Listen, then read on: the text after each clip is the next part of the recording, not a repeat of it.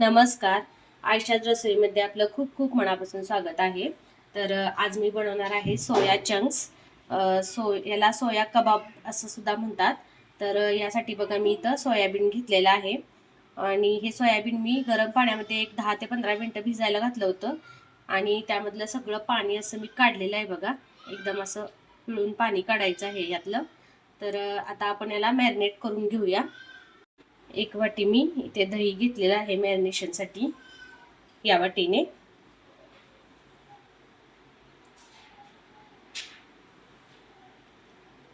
हे दही आपल्याला चांगलं फेटून घ्यायचंय.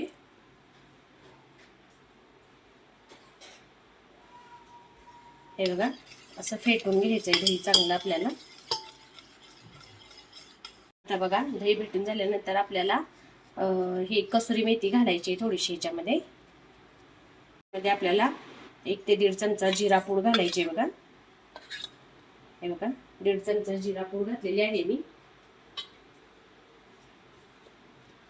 त्यानंतर 1.5 चमचा धनेपूड,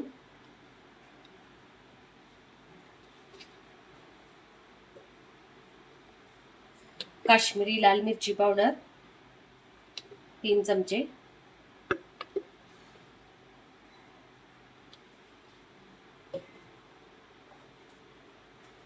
आणि गरम मसाला घालायचा बघा आपल्याला 1 चमचा.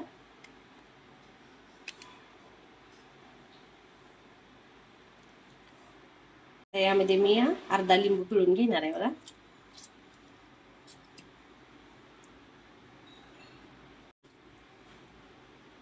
अर्धा लिंबू पिळायचा आहे आपल्याला याच्यात. आता मीठ चवीनुसार. दही लिंबू असल्यामुळे टेस्ट करून मीठ घालायचंय.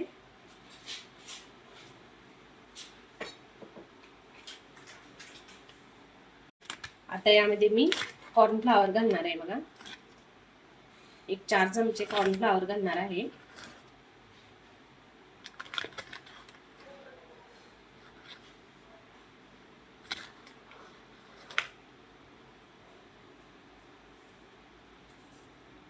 आता हे सगळं फेटून घेणार आहे मी याच्यात.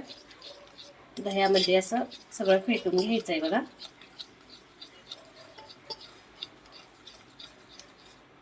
सॉरी, एक आयटम तर विसरलाच होता माझा. लसूण आल्याची पेस्ट घालायची आपल्याला याच्यामध्ये. खूप महत्त्वाचा आयटम आहे हा.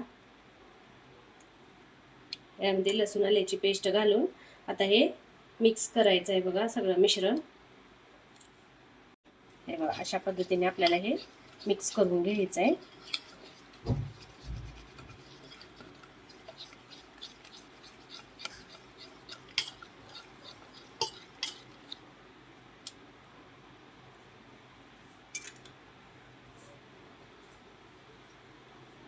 आता हे सोयाबीन यामध्ये आपल्याला घालून घ्यायचे आहेत बघा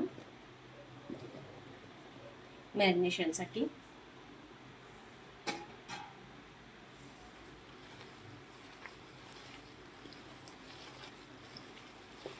हे बघा अशा पद्धतीने याचं मॅरिनेशन करून घ्यायचं आहे आपल्याला.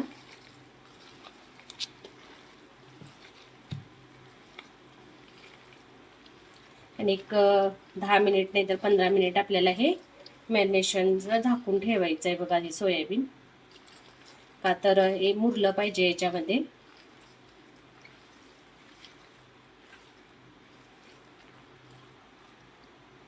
हे बघा अशा पद्धतीने मॅरिनेशन करून आपल्याला हे 10 मिनिटं झाकून ठेवायचं आहे. तर 10 मिनिट झालेली आहेत. बघूया आपण आपलं सोयाबीन रेडी आहे का. तर हे बघा मॅरिनेशन झालेलं आहे. कढई मी ठेवलेली आहे गॅसवरती गरम करायला. त्यामध्ये मी तेल टाकलेलं आहे गरम होण्यासाठी. तेल गरम झालेलं आहे. आपण सोयाबीन सोडून घेऊया त्यामध्ये. अशा पद्धतीने सोयाबीन आपल्याला तळून घ्यायचं आहे बघा.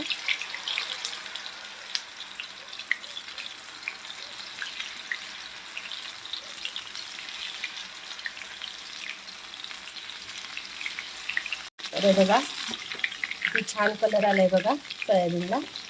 मस्त असा कुरकुरीत आणि क्रिस्पी होतात बघा हे सोयाबीन.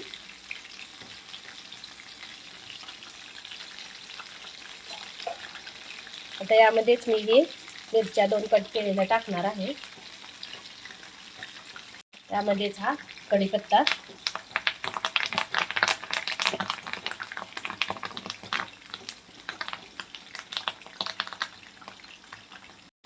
तर बघा किती छान दिसते आपले हे सोया चंक्स, सोया कबाब.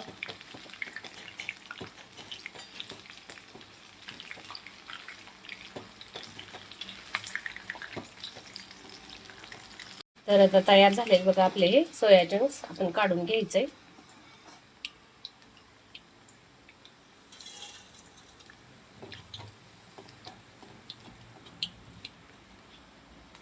अशा पद्धतीने आपल्याला हे सोयाबीन तळून घ्यायचे आहेत बघा.